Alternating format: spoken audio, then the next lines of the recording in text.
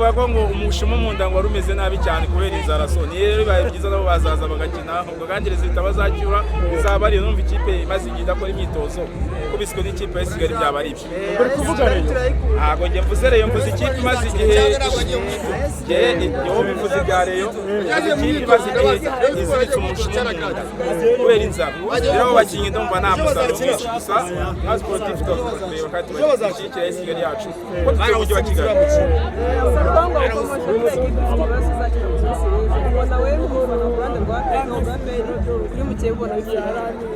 ntabwo navuga ko Rayon Sports ari umukeba wa APR kuko niba amaze kwitsinda ibitego bine nkatwara igikombe aba naye kubisa ibitego bitatu ejo bundi yarapwebye mwabonye mu ntuzirango ipiragenda navuga yuko rero barebera mu bushobozi bwabo numvise ko gifite abafana benshi ubwo ndagiye kuko bafite abafana benshi bagiye bakandoka inyenyeri kabo babona ubushobozi bagatunga ikipe ikareka kugera mu nzovu ikagenda idakoze imyitozo kubera inzara uruhande rw'abayobozi abayobozi twe tubasaba no kuba concentré ku ikipe yacu ibindi bya adversaire ntabwo bibareba baye yamanuka itamanuka n'ikazi kayo kabisa urakoze cyane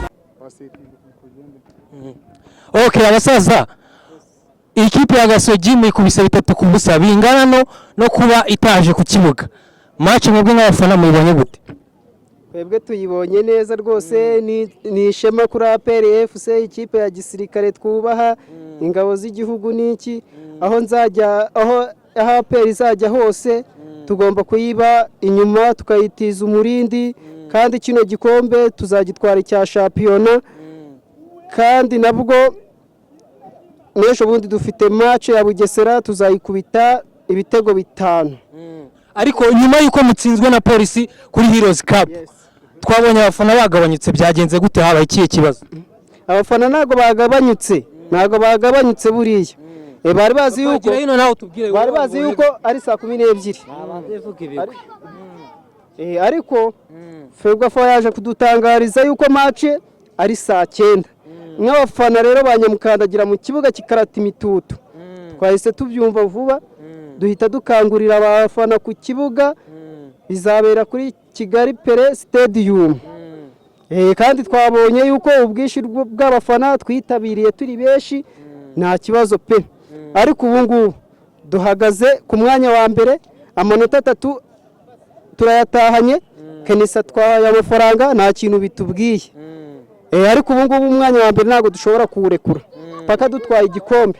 Okay, so rero iyi match ivuyemo muracyari ku mwanya wa mbere mutubwire ese kuwa gatandatu ubwo murabona match muzayikuramo imbere ya Bugesera iwabo wa Bugesera tuzayikuramo pe kandi dore ko twabonye ko nyine n'abafana mwagabanyije umurindi mutari benshi nkuko byari bisanzwe oya byari bisanzwe pe abafana twari turi benshi twari tubiri benshi twitabiriye nta kibazo ariko ubu ngubu kuwa gatandatu kuri Bugesera hazacu wambaye dukure amanota Bugesera tuyakesha i Kigali twimanukira ikirongi ubwo waje gufana APR turutse mu kagari ka Kagugu mu mudugudu wa Muhororo mu murenge wa Kinyinya mu karere ka Gasabo. Okay, urakoze cyane. Okay, papa match wayibonye gute yawe na Gasogi uyikubita 3-0 kandi babahaye na rouge?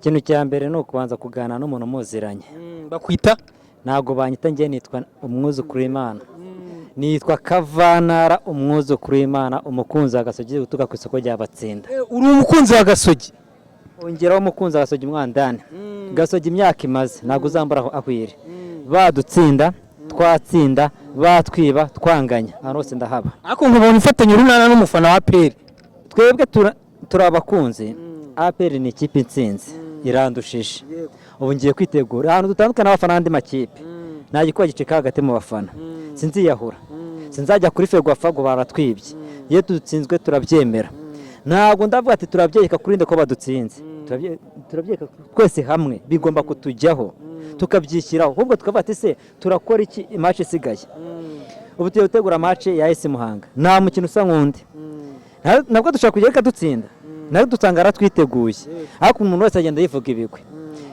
shampiyona ibi APR ifite ikimodoka we aha komeza wowe umufana wa Gasogi ntabwo ndi umufana ndi umukunzi uri umukunzi wa Gasogi mbega ikimodoka imodoka ya APR irago natubwire rero nese ubonye ko irakurusha mu kibuga ikakurusha n'indege ku butaka ntagira ikintu utangaza. reka mpite ng'urugero murumuna wawe wowe ukaba uri mukuru wese umurusha byose yagucaho se oya none se na APR ni mukuru wacu tukaba barumuna bayo ariko nyine bizajya birangira bazasaza natwe tubyiruke nuko natugura urusumbu zose natwe igihe kizagira tukaba bakona bakabasaza. ubu tugiye kwitegura sima perezida wacu yatubwiye ati munyizere imyaka 3 yazamuye abana 10 nibo bari gukinisha shampiyona ibo bari kugira ute kumenyerana nabo bakamenyera shampiyona niba uri umwana 10 ntabwo uzaza guhatane n'umuntu umaze igihe yitwara ayimenyeye. APR niyo nyiri bikombe ariko kubidutsinze natwe umufana wagasugira byemeje ndabyemera nsinze irandushije ntanjye nzatsinda ariko nanda bati ngo ndajya kwiyahura ngo ndajya kuri Ferwafa ariko na Ferwafa ikintu kimwe nayinengaho imbabari ibyumbe Ferwafa wiri Shema Fabrice abyumve bino bintu iyi match ari kuzaba saa 12 babihinduye saa 11 za n'umugoroba ijoro ryakeye byisha abantu mu mutwe. uyu ni umunsi w'akazi ni mu gihe cy'abantu bose bagiye mu mirimo gushakisha ntabwo yatakurushya boss ati mbabarira umuruhushya bitunguranye. ibi ni ibintu byatunguye abantu benshi cyane ubwo niyo mpamvu se habonetse ubwitabire bukeya bw'abafana. niyo mpamvu niba umuntu ahita kuko ndaza muri match mvuye mu kazi akabyumva saa 11 avuye no mu kazi ye basi abitangaza mu gitondo ejo mu gitondo hahise ngo match ejo tariki 4 izaba saa 9 umuntu yakuva mu kazi yasabye urushya boss we umukoresha we ariko urabizi ntabwo uzabwira boss wawe saa 11 uzama kuri phone ngo wamarushya gwejo. impamvu ni yihe Ferwafa ni gihe ibintu kosora niba bizi ko aya matara afite ikibazo bakaba babizi babikoza akiri kare bakabikosora bijya bibugwitwaza APR kinande makipe amatara yazimago na APR nako twasanze muri Ferwafa APR bakabeshye ngo n'imya amatara ni Ferwafa yabitangaje. kuri iyi match nk'umufana wa Gasogi rero uwemeye intsinzwi ko APR yakurushije yandushije noneho rero match kuri match Muhanga mwiteguye gute dusoza match ya Muhanga mujya kuyitegura gute ko dore nyine mu APR banyuzemo buri wese yivuga ibigo nawe akivuga nabi kandi shampiyona si nka filime 3 yakoze kuniza nagira season zinga 30 tatuzi kunizarangira match Muhanga tugiye kwitegura neza nawe tuyitegura none ahiri joro tuzayitegura gwejo kuwa 4 kuwa 5 kuwa 5 kuwa 6 ku kimwe tujye ndakeka tuzayitsindireye kuko ivutse nyuma yacu nkuko APR twavutse nyuma yacu dutsinda natwe Muhanga ivutse nyuma yacu tuzayitsinda nta kintu navuga n'umutoza aracyari mushya. uyu mutoza niyo match ya mbere atoje harimo abakinnyi bataramenya ko naturavuga ngo ntabwo turamenyerana umutoza nutaramenyera shampiyona dusanzwe tuyizi ariko Muhanga tuzayitsinda. ndagushimiye Brian tugize amanota 21 tugize umwenda bitego 8 urumva ko ni igikuba gikomeye ariko bizajya birangira. pole sana santu urakoze cyane sawa.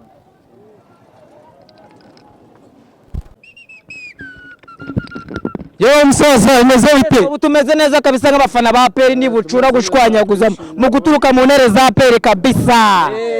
Turaryoshye ngo Gasogi muri cecekesheje. Akenisi yari yatangaje biriya bintu gutangaza mbere y'umukino ntabwo bibaho. Ajya atangaza nyuma ya match yabonye ko ikipe igenda rumwe kabisa. Ubonye ikipe ikina imeze nkaho yuzuye.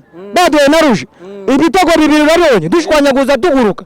Ikipe ya APR iraryoshye kabisa. Abafana mbihangaje match y'ubutaha Polisi dutsinze ariko twunze ubumwe twaje dukubise Gasogi ibitego 3 kabisa nabwo dusitayo. Ariko biragaragara ko nyine nyuma yuko mutsinzwe na Polisi abafana bagabanyutse ntago bari benshi kuko bisanzwe. Ni mu mibyize wibuka abantu baba bari mu kazi n'iki twebwe tuba twitabiriye Imana igiye umugisha kabisa twese tuba twashizemo tukigura tukaza kureba match tukayishyigikira ni ikipe yacu kabisa.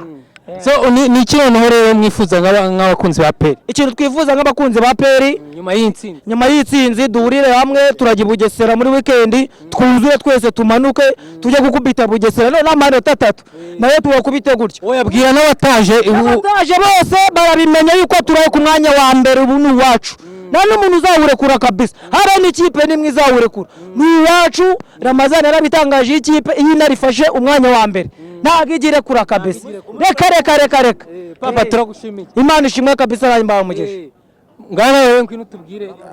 Murakoze ngewe nk'umufana wa APR ndishimye ndetse n'abanyarwanda muri rusange bakunda APR n'abatayikunda.